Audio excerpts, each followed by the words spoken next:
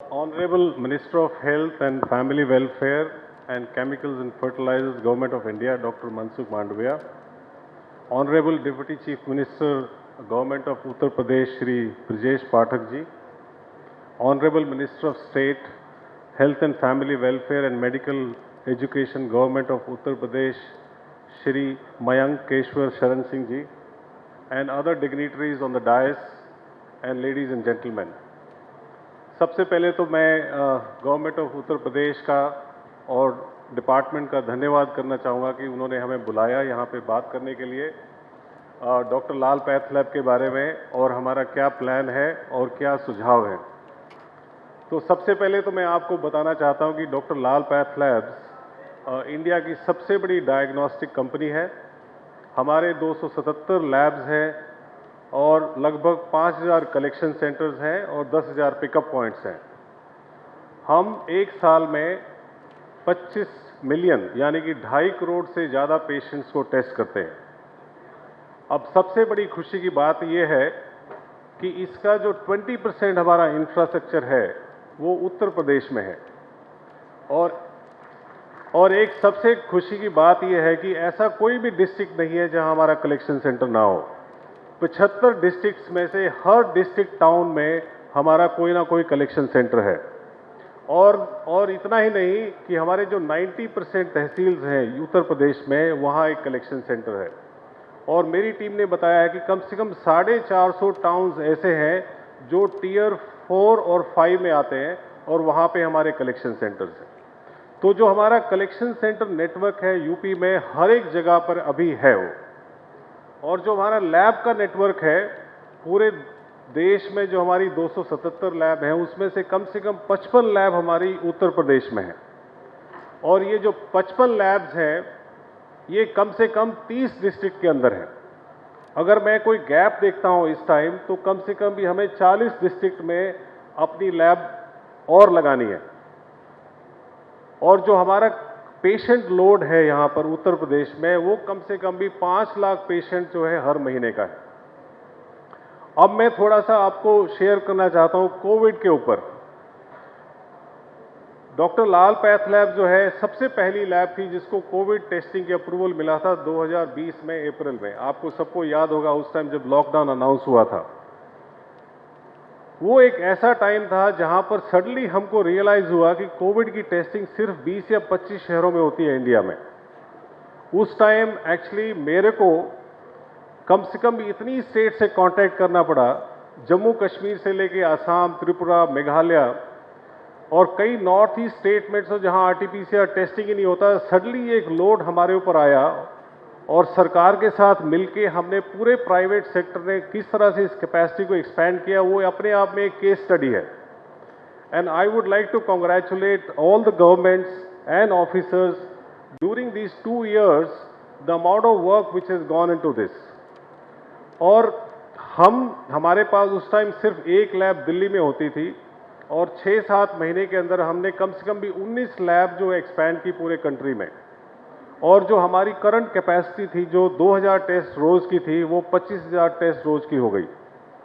तो ये जो कोविड का टाइम था एक बहुत डिफिकल्ट टाइम था, जबकि जनरल पब्लिक के लिए तो work from home, we all could stay at home, but health care workers के लिए एक बहुत मुश्किल टाइम था क्योंकि उनको 24 घंटे जो है लैब के अंदर काम करना पड़ता था। आप इमेजिन करिए एक जो टेक्नीशियन लैब में टेस्ट कर रहा है तो उसको तो वायरस के साथ देखना पड़ रहा है, उससे बातचीत करनी पड़ रही है, उसके साथ टेस्ट करना पड़ रहा है। वो इतना बड़ा रिस्क हमारे हेल्थ केयर वर्कर्स ने उस टाइम लिया।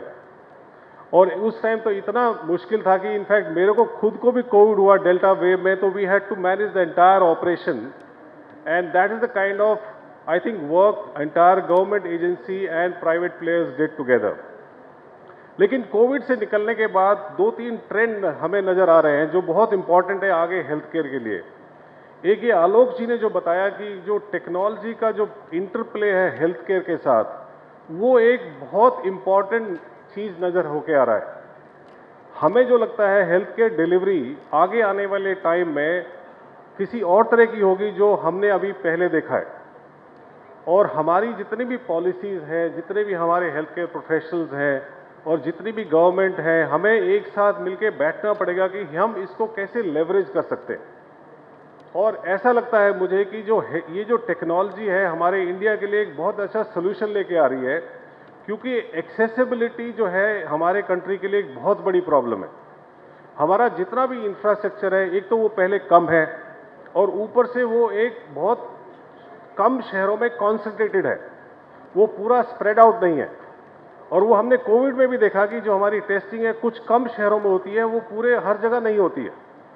तो एक तो जो टेक्नोलॉजी है, मुझे लगता है ये बहुत बड़ा सोल्यूशन लेके आ रही है, चाहे वो टेलीमेडिसिन में हो, चाहे वो टेलीपैथोलॉजी में हो, चाहे वो टेलीरेडियोलॉजी में हो, या कोई भी फार्मेसी में हो। आई थिंक हमें जो है सबसे जो मेन इंपॉर्टेंट काम है, हमारे जितने भी रेगुलेशंस है, जितने भी पॉलिसीज है, उसमें हम टेक्नोलॉजी को कैसे इंटीग्रेट कर सकते हैं।